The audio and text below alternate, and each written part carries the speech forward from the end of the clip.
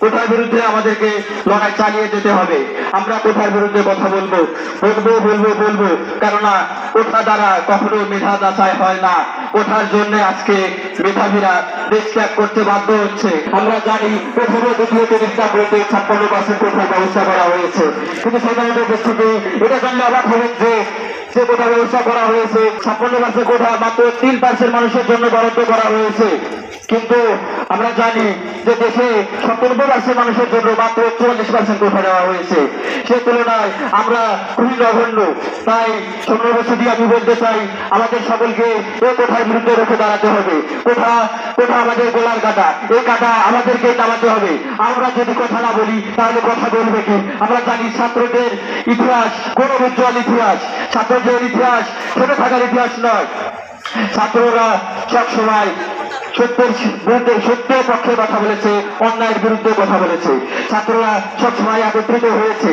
আমরা যারা এখানে উপস্থিত হয়েছি কোটার বিরুদ্ধে কথা বলার জন্য উপস্থিত হয়েছি। কোটার বিরুদ্ধে আমাদেরকে লড়াই চালিয়ে যেতে হবে। আমরা কোটার বিরুদ্ধে কথা বলবো, কেননা কোটা দ্বারা কখনো মেধা যাচাই হয় না।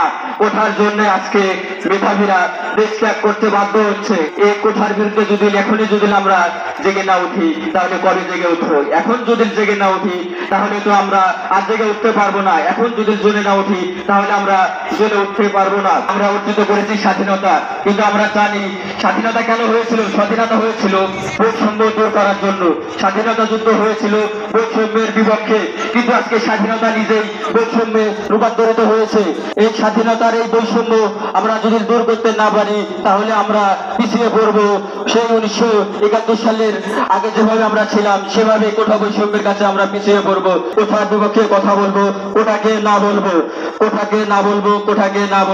কোটা আমাদের জীবনটাকে ধ্বংস করে দিবে। কোটার জন্য আমরা আমাদের মেধার বিকাশ ঘটাতে পারবো না। কোটা নিয়ে আজকে আন্দোলন শুরু হয়েছে ঢাকা বিশ্ববিদ্যালয়, রাজশাহী বিশ্ববিদ্যালয়, জাহাঙ্গীরনগর বিশ্ববিদ্যালয় সহ কলেজ, স্কুল সব জায়গায় 18 সালে 4 অক্টোবর যে কোটার সমাপ্তি ঘটেছিল, যে কোটার একটি রায় এসেছিল, কিন্তু আমরা দেখছি সেই কোটা আবার ফিরে এসেছে।